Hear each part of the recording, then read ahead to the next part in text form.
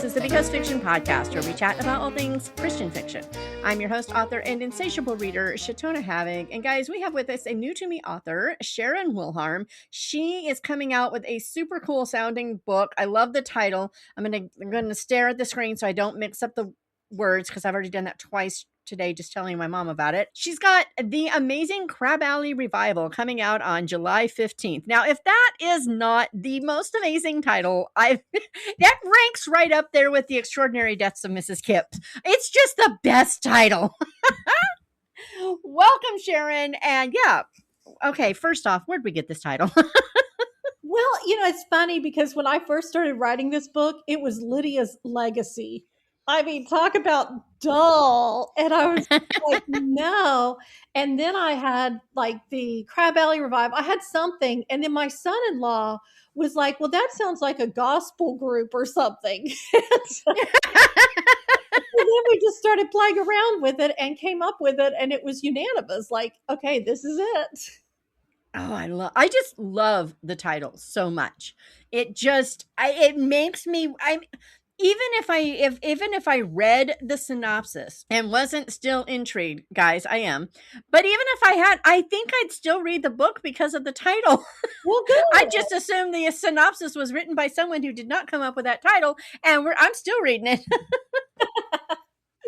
Oh, goodness. Okay, so is this your first novel? I know you've got nonfiction, or I think you've got nonfiction, but is this your first novel? It is. Yes, this has been something I have always wanted to do. And God was just like, not yet, not yet. I've got all these other things to do. And I've written screenplays. My husband and I were indie filmmakers for a decade.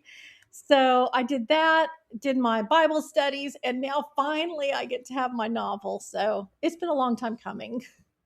Oh, man, I can imagine. Well, again, I just got to say, love the title and I love the synopsis. So why don't you tell the listeners what this book is about and all the good things? Okay, so it is very loosely based on Lydia in the Bible, and because keeping with my Women of the Bible, but it's very loosely in that she is a wealthy woman who lives near the shore, and the book just starts off as she is discouraged with life. She feels like she's old and her life has just kind of been a waste because she's spent her whole life doing what everyone expected her to do. And she's never done great things. And so she's just so discouraged and she wants to do amazing things and make a difference and doesn't have a clue, doesn't think it's ever going to happen. And then this dog shows up on her doorstep and this little boy hunting for his dog. And next thing you know, she's there connecting with this little boy, inviting him to the church, meeting the people of Crab Alley, which is the poor area of town. And it just kind of sets all the church ladies because they don't like it. And it just turns the whole town upside down. I love it. It kind of, okay, this is not anywhere near the same story, okay? But it kind of reminds me of The Obsession of Victoria Grayson by Grace Livingston Hill. It's one of the few books of hers that I like. I don't dislike most of hers, but I don't like most of them. But it's one of the ones that isn't a romance. It's not a typical romance anyway. It's about a kind of middle-aged woman falling in love with being around other people, particularly boys who keep getting in trouble. And so she keeps inviting them over to have parties at her house and doing things with them and investing in them. And this is totally not who she is, but she keeps doing it and everybody is talking about her crazy obsession, but she's making a difference in these boys' lives. And so, I mean, obviously it's not the same story by any stretch of the imagination, but it reminds me of it. And now I'm even more excited to read it. Well, what is interesting is that I love Grace Livingston Hill. I do remember reading that book years ago. I didn't remember it. I just remembered the title because when you said it, I was like, that's very familiar. I love Grace Livingston Hill. She was such an influence. I think for me, she was such an influence because she was writing Christian fiction when nobody was writing Christian fiction. And so I just love the way she captured life and just showed the Yeah. the dirty side sometimes of church, like she showed Right. that it wasn't always pretty, and she had, such flawed characters. And so she definitely influenced me. Maybe not that particular book, but she was definitely an influence of mine. Oh, yeah, she knew characterization, and from what I understand, I have not researched it to find out if this is true, but I've been told that she originally wrote strong Christian fiction because that's what she was writing and that's what she loved, and the publishers finally, just pushed her into straight up romance and take it easy on the faith stuff. And at first she just did what she was told because it's what we do sometimes. We just do what we're told without thinking. But then she's got kind of convicted. It's like, wait a minute, no, I need to be writing the stories that God wants me to write, not the publishers. And so she went back to doing her thing. And I wonder if those middle ones are the ones that are still the most popular because they were pushed more.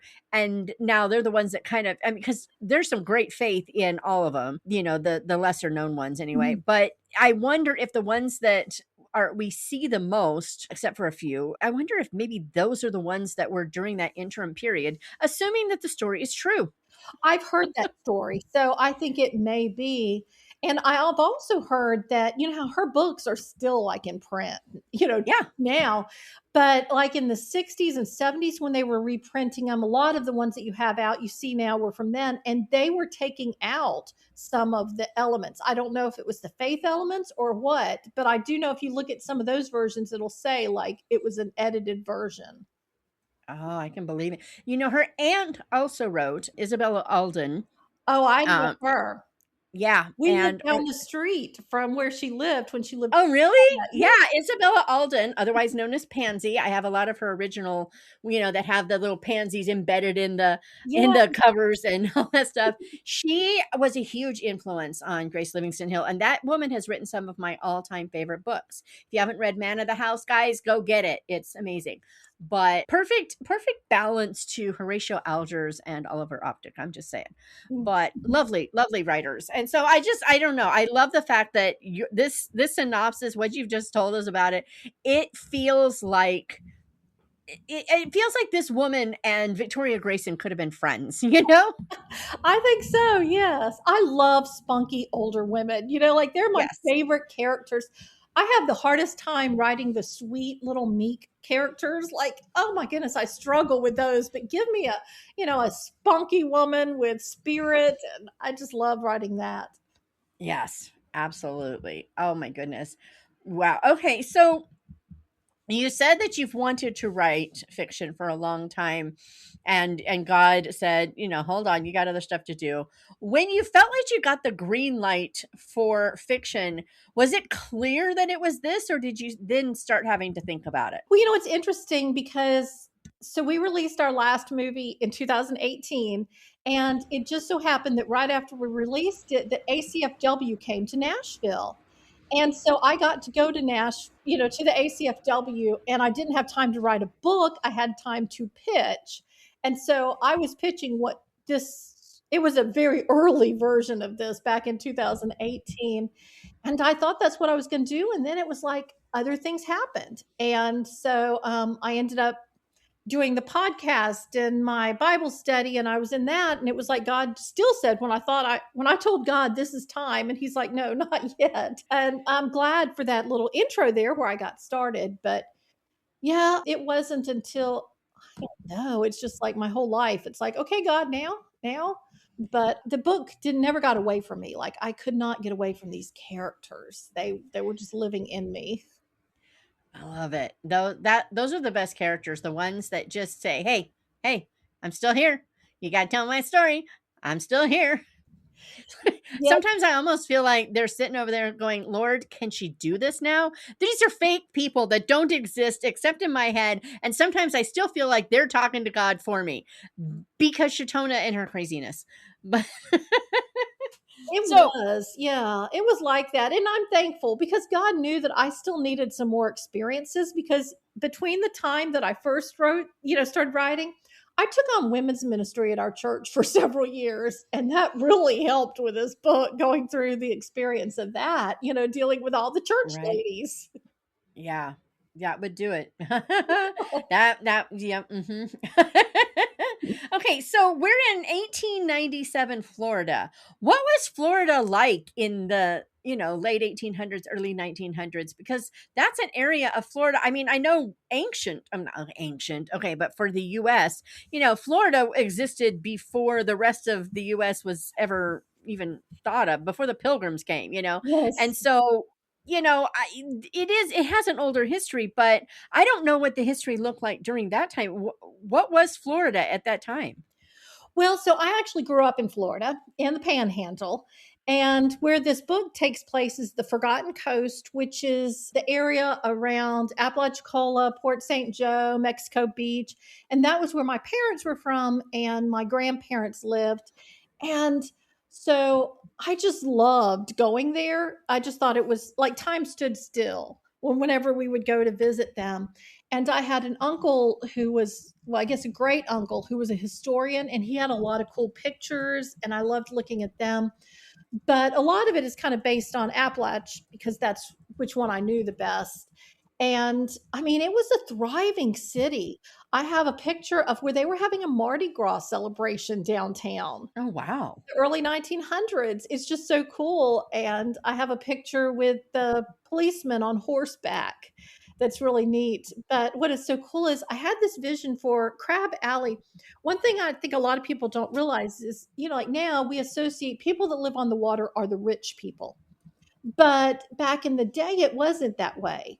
The poor people lived on Right. water and the Yep. richer people lived higher ground. And so I kind of wanted to show that aspect. And my granny she worked in an oystering shack, whatever you call it, years, when she was younger. And I remember seeing those places. We got to go in at one time, and it was the weirdest experience because the house was built over the water. And then, like an oyster one, you had a hole in the middle where I guess the boats came. I don't remember. I just remember how it was like a hole in the middle of the room and it was over water. And I just thought that was cool. So I really wanted to show these houses on stilts on the water and show Yes. the poor people. But then also, the whole thing is that her husband moved them there because the waters were ripe with crabs and oysters and fish. And so you could just live off of the water, which, would be a pretty cool thing if you were poor. Yeah. And the houses up on the stilts, I always like them because I've seen it during storm surges where the water just rolls right under the house, and I just like, ah, and I remember reading that that's where the poor people lived, and I just remember feeling like, did they have, for just a few minutes, did they have that feeling of like, I'm living on a houseboat? Well, it's funny because even when I was growing up, I lived in Destin. We had to go to school in Fort Walton, which was the next town over. And the county line was near us, and the bus would pick up the kids from Walton County, which is now like, super elite. But back then, the poor kids were the ones that, lived there and got on the bus, which is pretty funny thinking of now because if those families kept those houses, I can only Yeah, imagine. right. Beachfront property, baby. Yeah. We used to joke about that in California. So half the time in California, I lived right on the coast. I lived in Ventura, and just right there. I mean, literally a block away, I could just walk to the beach. It was a block. It's like right behind my house. It was great. But then the other half of the time okay, now that I'm an adult, it's more than half. But the rest of the time that I lived in California, it's always been in the desert on the other side of the San Andreas Fault. And they used to joke that, at some point it's going to, the other half is going to break off and fall in the ocean. And one day it hit me that's like, well, that might mean I have beachfront property. This could be cool. And that point when you go, yeah, but then people are damaged, they die, they lose their life. And I was like, well, maybe it'll just break off, but not sink. I Yeah. could handle that. Just break off and not sink. We could go for that. But then my lovely desert home, as much as it's miserable in summer and stuff, it's quiet and it's a small town. And well, I mean, we got 25,000 people here, but it's a small town. It's like a place in the Midwest that has, three. I mean, it's just that's what it's like here in the middle of nowhere. Mhm. But it wouldn't be the same place. People would be flocking to live here. And then I would lose my lovely little town. So I'm going to be grateful for what God gave me. Yes. Yes. Oh my goodness. So research wise, what did you find when you were researching this? Because I would have gone down some serious rabbit holes. I'm just being honest. Well, I have gone down some major rabbit holes. What was so cool is I have been collecting old books for years. I just love old books. We used to be in the antiques business, and I was always, just picking them up. And I've always been fascinated by etiquette books. Me I too. love reading, like all the rules and stuff. And so Yes. those really played a part because their etiquette was so different than now. Like all those rules are not necessarily what you would expect. Sometimes, like the one, and I start each chapter with a epigraph, some quote that kind of ties in with a, period speaker giving advice or whatever from that time period. And some of them are so funny. Like the one, it was written by this woman saying that the folks of class always walk to church. And I'm thinking, why? Like, but that's a rule. And I learned that when you're eating raw oysters, you're supposed to slurp them. And I'm thinking, when Yes. is slurping a good thing? I know, right? I incorporated that in my book because I was like, that's just too Yes. funny. I have a friend who wrote a series of cozy mysteries, and the first one takes place in this bookshop where the guy has alphabetized the books and the entire shop. He doesn't care about books, but he just did this. But anyway, he alphabetized the entire shop by title, not author. So everything is a whole total mess, and she's in there trying to fix it for him. And in between working, she reads Emily Post for the sheer fun of it. And so I could just, I could just see you in that store with her, going back and forth with her and her character, going, "Oh, what about this one? What about that one?" It was so much fun reading some of them. And then I have a lot of fashion, books like patterns Yeah. and the design. Hmm. And my favorite, of course, I have an 1897 Sears Roebuck catalog. Isn't it the best? There's so much because, like, so often I would have my characters do something, and then I was like, okay, let me check to see what that looks like. Did they have it? What did it? Yes. Yes, yes, yes. I have mine open every time I'm working on my Madeline mysteries because I want whatever is available. I want to know what it's going to cost her if she goes into a store. Yes. I want to know what's available. Mhm. There were things that were available I had no idea were out yet. I was like, wait, what? Well, like alarm clocks was one of the things that kind of caught Yes. me by surprise. And there was a lot. And my friend discovered writing the 1920s that in the 20s, giving doorbells was a huge trend for gifts. Oh, weird. I know, right?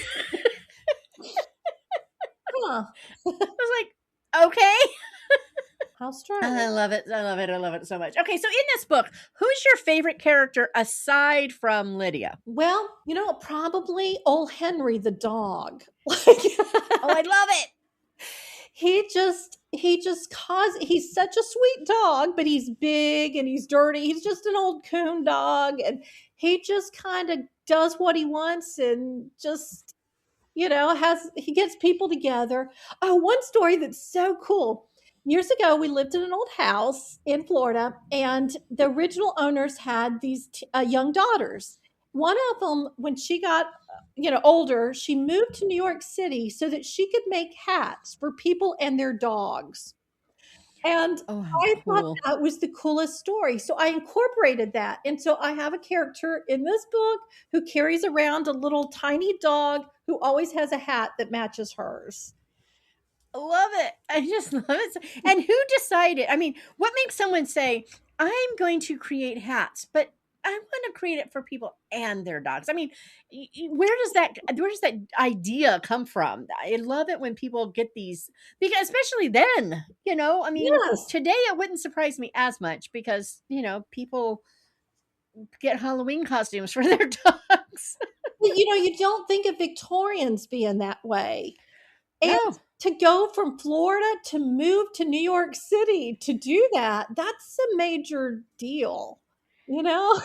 And it makes you wonder, was there already a demand for this, or did she decide to create one? Yes. Who knows? I can't imagine. I know. Oh my goodness, I love this. I love this so much. Okay, I love that you're okay. Okay, my favorite characters in books are either older people, children, or animals. And I don't care if it's a dog, a cat. I mean, cats aren't even my favorite critters, but they make great characters. They do. And then like Denise Colby has a chicken that a rooster actually who is absolutely hysterical. And so I mean, I love it when I'm reading a book and you've got an animal or an older person or a child who just makes sure that you have a chuckle on a consistent basis. Well, I think that's it. I think that Sam, who is old Henry's, boy, I think that they give a light touch, and it's that childish voice that, gives the reason sometimes, like, Right. because we have the church ladies are all spending all their time raising money for the poor, but they're sending it off to the foreign countries. And he's asking, well, why don't they give to us? We're poor. And she's like, well, it's Right. Like Jimmy Bean in Pollyanna, it's like, hey, can I be the missionary? yeah. So, they speak what we don't say. Yeah. Yeah. Oh, I love it. I love it so much. Okay. So, faith wise, what are we going to see in this book, faith wise? Well, as you can imagine, there is a revival. And so it is, I feel like it is convicting because for a Christian that's reading it, I hope you feel convicted when you see yourself, some of the, going through the motions and, just because this is what people do. But there is a revival, and I do have a character get saved, and she's another one of my favorite, Opal, who is Sam's mom, and she's an Irish immigrant, a single mom. Her husband just disappeared. He brought him there, and she just disappeared. He just disappeared, and so she's raising her boys by herself, and she's gone to church, but she doesn't really get it. And so she sees, in other people something that she's missing. And so there it is a strong element, but it's not preaching because I don't want to preach. I agree. A story that can show faith in action without needing to tell you that there is faith in action is much more effective than someone preaching. And it doesn't even have to be faith. It could be science, it could be history, it could be politics. I don't care. Yeah. Just show me, don't tell me. I mean, there are times that okay, they always say show don't tell when you're writing. And that's a general truth that is good, but sometimes you just need to tell and move along. I really don't need to know that you went to the bathroom and how long it took when I'm reading your story. But there, you can if there's a reason that I need to know that you went, okay, that's fine. Even if I need to know that we were in there a while, there might be a need. I don't know what it is. I hope I don't need to know it, but if I do, just tell me. Don't make me live it, please. And it's the same thing with preachiness.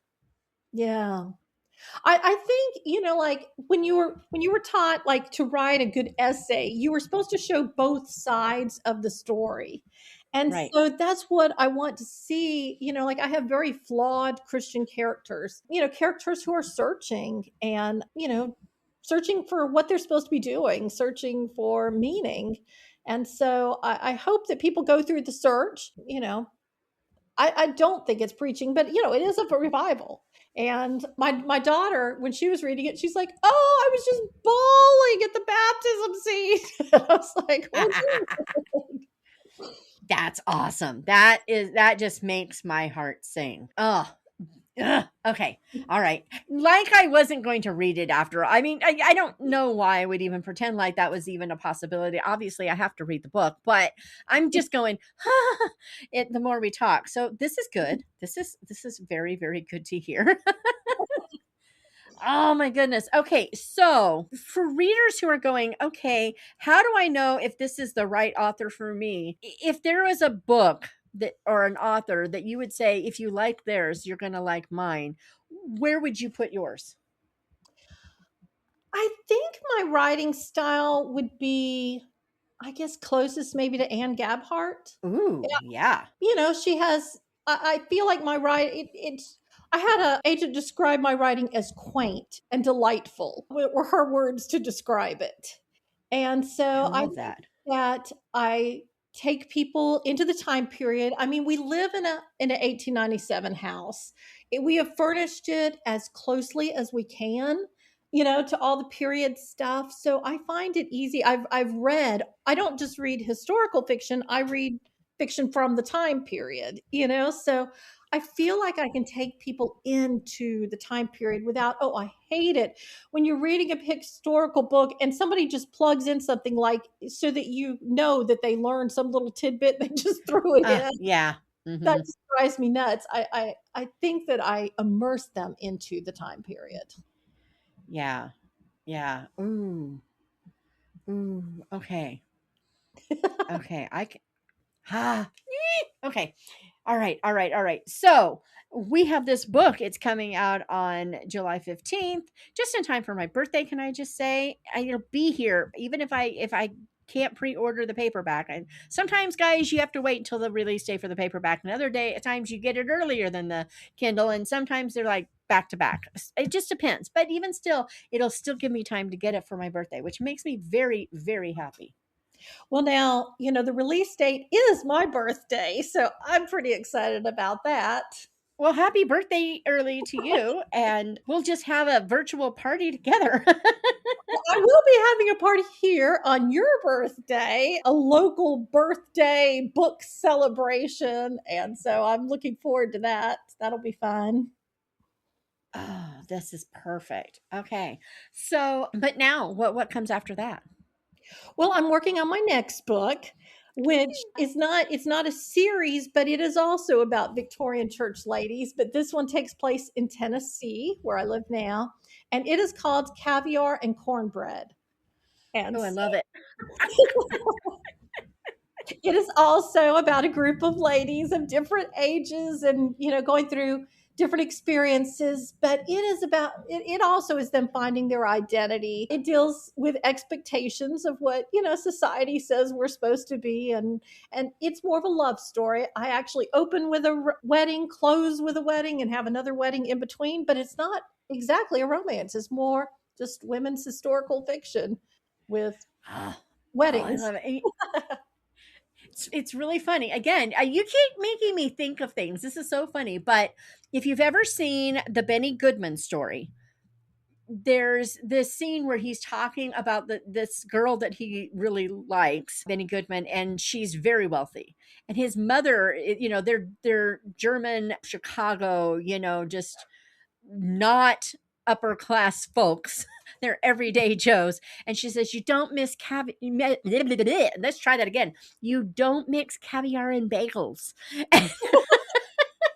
So you're talking caviar and cornbread, and I'm like, that is the Southern version of Well, Mrs. Goodman. Well, see, that's just it because the one character, Odelia, who's the main character, who is a mother of a girl who's of marrying age, and so she grew up poor, but then her husband is a photographer who travels around the country doing travel photography for stereo viewers.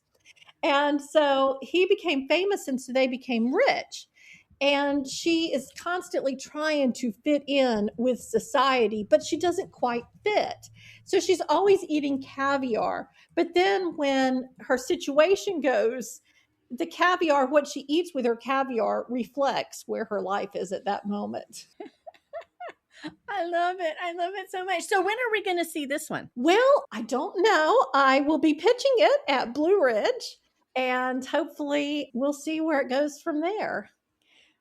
I'm excited. I'm excited because yeah, I need caviar and not bagels. See, I know that movie so thoroughly. I can quote that almost every word that mother says. She is brilliant. She also makes this line. She goes to this girl's house when they're doing a musical thing. She goes into this. I mean, it's a mansion, right? And she goes in there and she says, "Oh, that poor woman," and they're like looking at her going, "What? I mean, look at this place." She's like, "That every day has to dust this place." Oh, I love Benny Goodman's mom. Anyway, I'm fine. I'm fine, guys. Sorry, I got distracted, but she keeps doing it. It's your fault. I'm I'm blaming you. sorry. But oh goodness. Well, okay. We all need to be praying that the right editor finds this and pushes it through as fast as humanly possible. this is my story and I'm sticking to it. Because, yes, and you will have to come back and tell us all about it when it is coming out because we want to know. Yes. Mm. Yes. Anyway, so where should readers go to find out more about you, your books, and all those things? Well, they can go to SharonWilharm.com. They can also go to allgodswomen.com. We'll take you to the same place. They can find me on Facebook, on LinkedIn, on Substack, on Pinterest, on Instagram. And the cool thing is, I am the only Sharon Wilharm. And so I'm pretty easy to find. That, well, I know how that goes. I am the only me. It's kind of And cool. that's it is very cool. At least your name is spellable, but Yeah. it is very cool. Yeah, I know, I know. But you know what? I'm still not sorry because I really don't think any other name would suit me. So I'm gonna stay just content with being the weird Chitona, and life is good. Yeah. But well, Sharon, this has been a blast. I'm so excited about this book. I've got a note in my guys, we're recording this early enough that the pre order isn't up. So I have a note in my planner to go check it and see so that I can be sure to get it pre ordered to get it here as soon as possible because this is going to be my birthday gift to myself. Aha! Aw. So excited. But anyway, thank you so much. I have really enjoyed this. And again, I do hope you will come back. I would love to. I can't wait to talk about caviar and cornbread and where it goes. Right? Anyway, meanwhile, guys, I'm going to say have a good day. You can't go read the good book yet unless you're listening after the 15th, but you can pre order it and it'll be there sometimes on the day it releases, depending on, you know, when these people do their thing. Sometimes they jump it out a little early and other times they don't. You don't really know, but it'll be there fast and you'll certainly have it by my birthday. And yeah, I will chat with you all next time.